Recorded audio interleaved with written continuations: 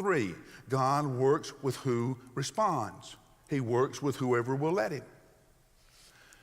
This church at Philippi, this church that prompted the great letter to the Philippians, a lot of the verses that we hang on to, a lot of our favorite memory verses come from the book of Philippians. Let's talk about who first joined that church. It was Lydia. There was a young girl who was once demon-possessed, and there was the jailer and all of his family. Those were the charter members, the founding members of the church at Philippi. Now, I don't know if I'd been Paul and a pulpit committee from Philippi had approached me and said, listen, you're going to love our church. We got the jailer and his entire family. We got a girl who used to be crazier than a bed bug. And we got Lydia. Would you go to that church? Would you see the potential of that church?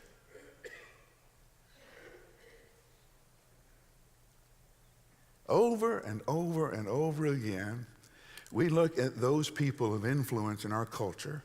We look at those people who we think make a difference in our culture, and we say what a difference they could make if they came to know Christ.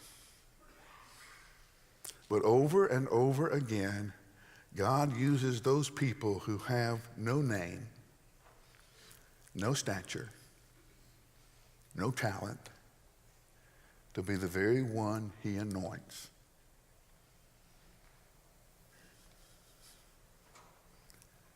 So that when they show up, you have to know it's a God thing. You have to know it's a God thing. It's not about what talent you bring. It's not about what gifts you have. It's not what about abilities you do or the circles of influence you have. It's about this. Will I be open and available to be used by Jesus Christ however he needs to use me for the sake of his kingdom? 7 men are elected deacons. Chapter 6 in Acts. Chapter 7, Stephen, one of those deacons, is preaching. Chapter 8, Philip, one of those deacons, is leading the Ethiopian eunuch to Christ. They were called to serve tables, take care of the widows and orphans in the church in Jerusalem, and they ended up being preachers. Are you willing to be used however God will use you?